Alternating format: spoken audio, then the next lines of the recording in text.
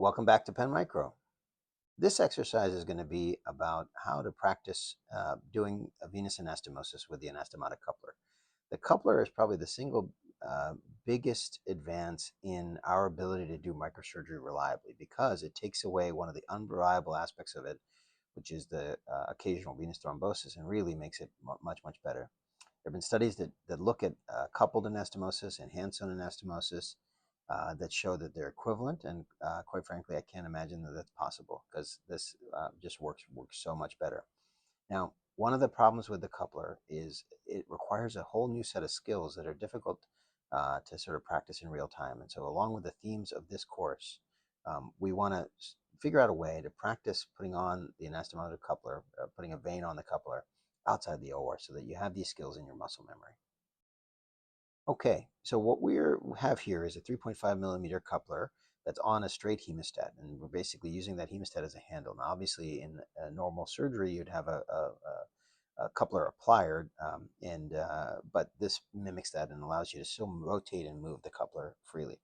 In my way of doing venous anastomosis, I'm holding the coupler in my left hand, and I have my right hand with just one instrument and only one instrument, which is the jeweler's forceps. Now, critical to this method is that the jeweler's forceps both takes the vein and puts it over the tine, and then also activates and pushes the tine through the vein, so that the vein is held there.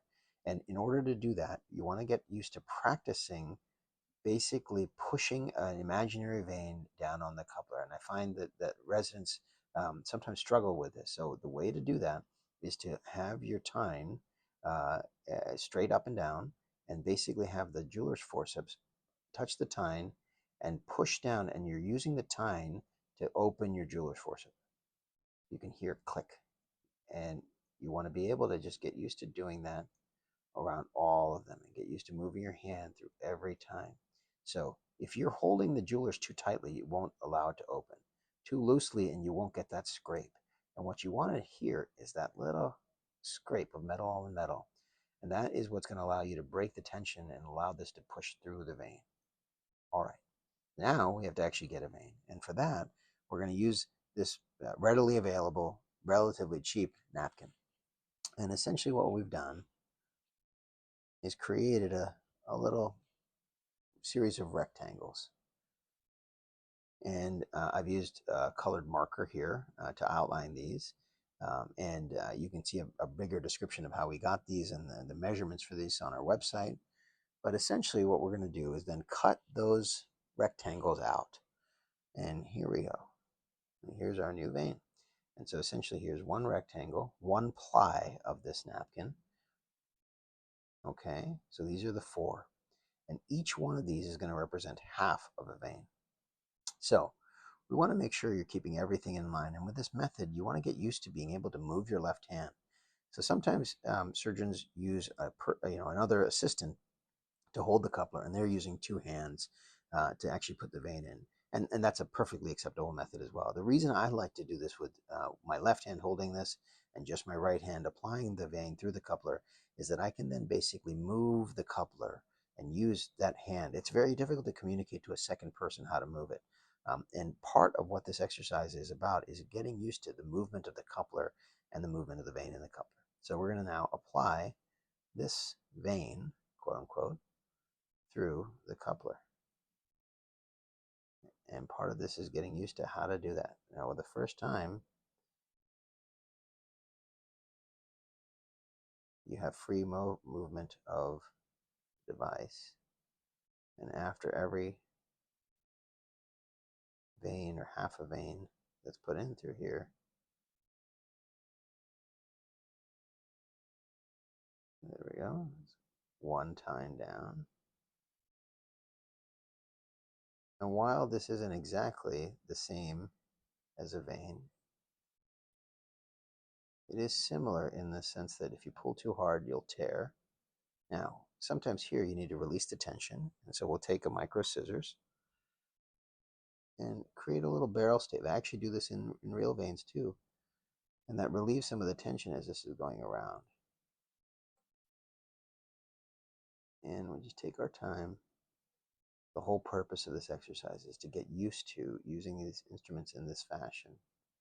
And basically, you see I'm pulling up on the coupler now to give me some more tension. The tine came off. So we'll put it back on.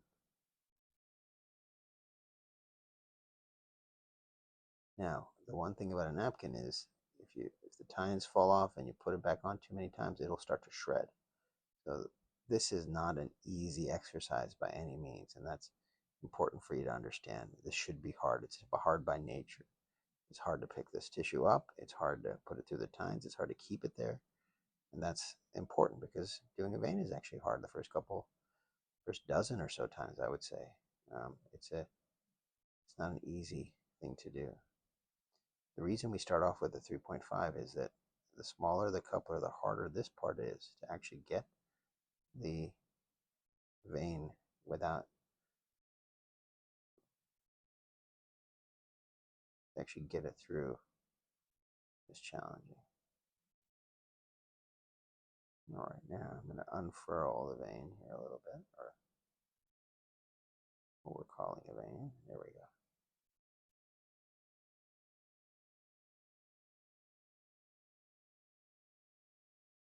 And here I have a little bit of redundancy, so I'm going to put that down through the other coupler.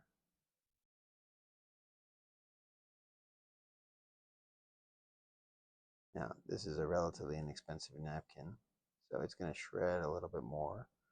Actually, I think I'm twisted here. That's why it's not. So, yep, I was twisted.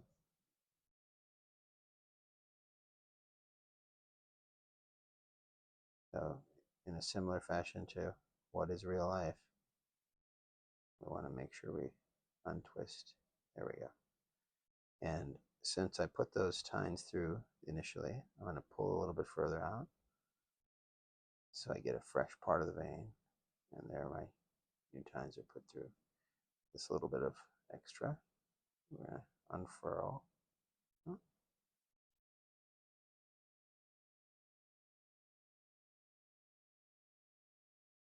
Take 3.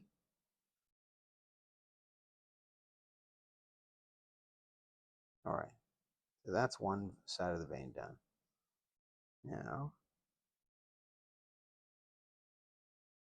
without moving the other side, and this is the purpose of this exercise, is so that after the first vein is on, you are much more fixed in space. And the cheaper the napkin you use, the more likely it's going to tear as you're putting it through. And that's what you want. It will force you to be much more delicate.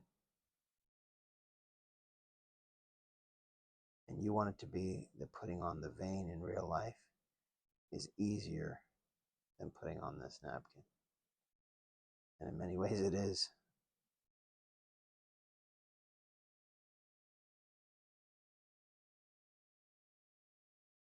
There you go. You pretty get a clear view of that half of the vein and all the tines coming up. The last of our sections of vein.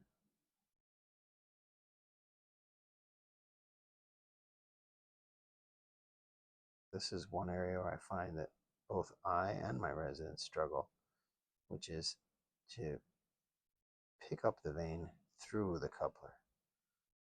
You really have to have pretty good motor control of the tip of your forceps. You have to really hold the forceps properly, because if you don't, they won't grab at the very tip, and you'll be very, very frustrated. This is why this is a skill we've built up to in this course. All of those other exercises are really about getting that fine control over the tip of your instrument. That other half, there we go. And this will give you a good view, hopefully end-on view.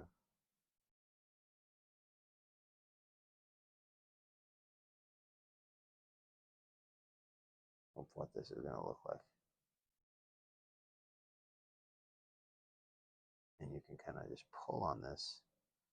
And I sometimes will do that. I'll find the back of the vein and just pull on it a little bit, and that forces it to stay on the coupler. And you can now see that sort of tube we've made. All right.